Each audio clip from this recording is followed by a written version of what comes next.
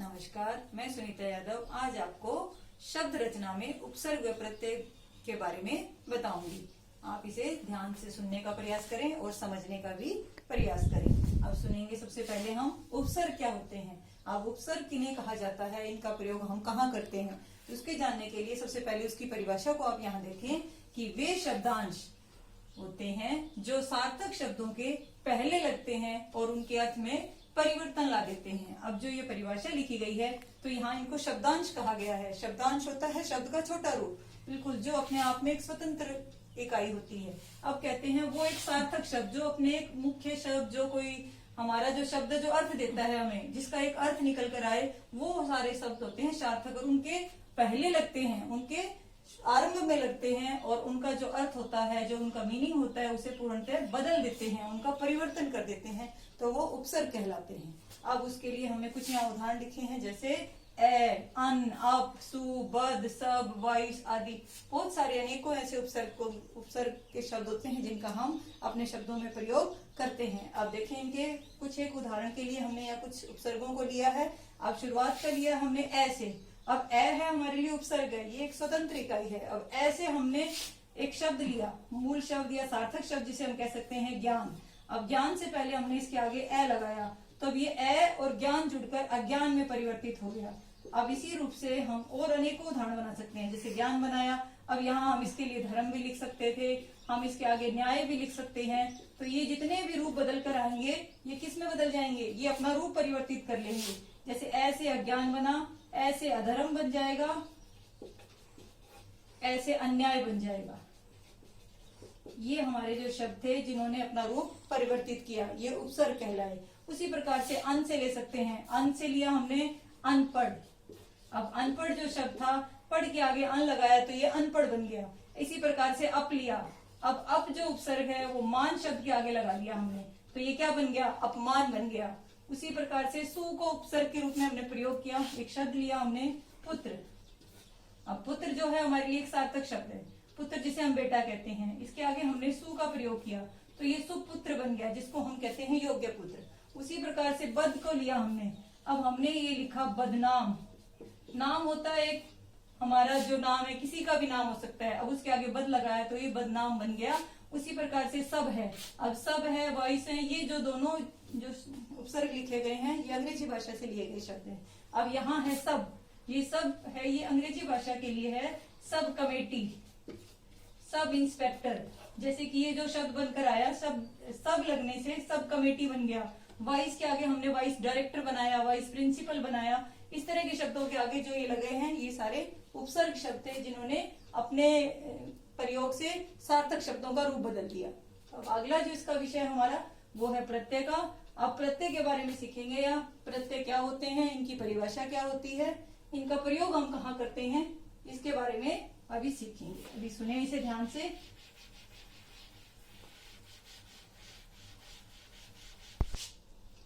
तो प्रत्यय के बारे में सीखेंगे। प्रत्यय कहाँ प्रयोग किए जाते हैं शब्दों में, तो प्रत्ययों का प्रयोग कहाँ किया जाता है। जिस प्रकार उपसर्ग की परिभाषा थी, सेम परिभाषा इसकी रहेगी। इसमें क्या था, पहले लग रहे थे सार्थक शब्दों के, अब इसमें क्या आएगा, ये अंत में प्रयोग किए जाते हैं। अब इसके लिए मैं इसकी पूरी परिभाषा एक बार देखें। वे शब्दांश जो सार्थक शब्दों के अंत में लगकर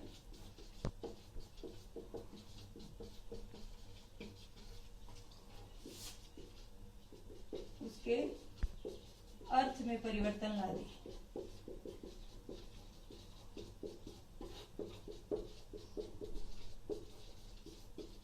इसकी जो परिभाषा है कि प्रत्यय वे शब्दांश होते हैं जो सार्थक शब्दों के अंत में लगकर उसके अर्थ में परिवर्तन ला देते हैं। अब इसके लिए उदाहरण के लिए हम देखेंगे, जैसे कि बहुत सारे होते हैं। अब मैंने लिया, जैसे यहाँ हम ले सकते हैं ता लिया हमने, एक छोटा सा पन लिया, नी ले सकते हैं। ये जो है ये छोटे छोटे भाषा की छोटी इकाई के छोटे शब्दों को लिया है, जिनका प्रयोग करने से जो हमारा सार्थक शब्द है वो अपना रूप परिवर्तित कर लेगा।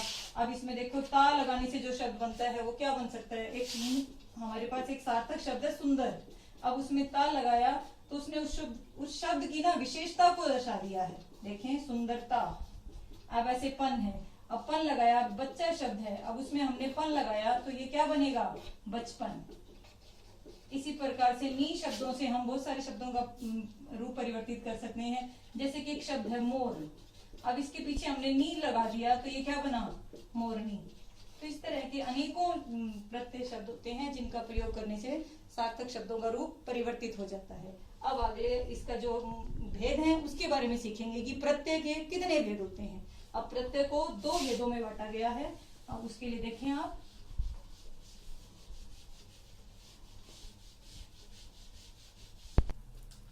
प्रत्यय के 2 भेद होते हैं। अब इनको 2 भेदों में बांटा गया है। अब वो है हमारे पास, देखें, पहला भेद है इसका कृत प्रत्यय,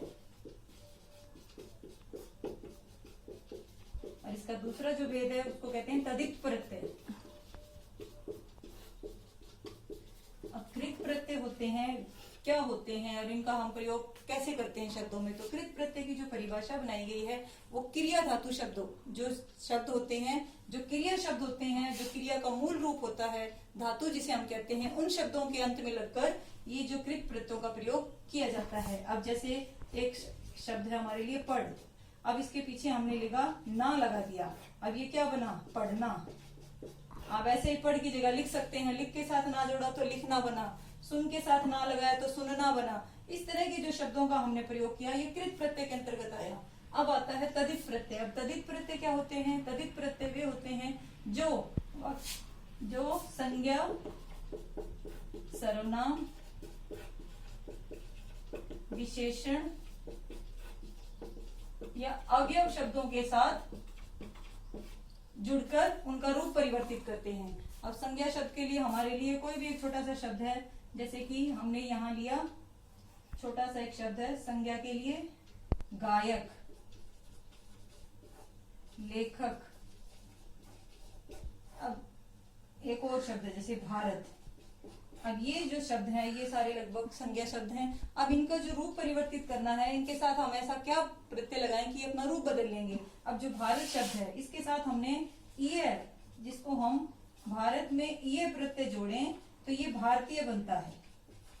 अब इसी प्रकार से गायक, गायक में हमने क्या जोड़ना है, हमने इसमें जोड़ा इका, अब ये क्या बना, इसका जो रूप परिवर्तित हुआ गायिका के रूप में बदल गया। ऐसे लेखक का बना सकते हैं हम, इका जोड़ने से जो शब्द का रूप बदला वो लेखिका बना। तो ये जो शब्द थे ये संज्ञा शब्दों के साथ जुड़कर इन्होंने अपना रूप परिवर्तित किया है। इसी प्रकार से सर्वनाम शब्दों के उदाहरण हो सकते हैं, जैसे कि अपना, अपना में हमने क्या लगाया, अपनापन बना दिया इसको, अपना पन लगाने से अपनापन बना। ऐसे विशेषण के अनेकों शब्द होते हैं जिनके साथ हम इनका प्रयोग करते हैं, जैसे कि रस, ईला लगाया, क्या बना ये, इसको बनाया हमने रसीला। इसी प्रकार से जो ये शब्द होते हैं जिनका प्रयोग हम संज्ञा, सर्वनाम, विशेषण के अंत में करते हैं तो वो क्या बन जाते हैं, तदित प्रत्यय कहलाते हैं। अब ये हमारा जो टॉपिक था, ये जो हमारा विषय था उपसर्ग और प्रत्यय का, आशा करती हूँ आपको अच्छे समझ में आया होगा। इनके भेदों का ज्ञान और इनके उदाहरणों से आपने काफी कुछ सीखने का प्रयास किया होगा। आज के लिए इतना ही, धन्यवाद।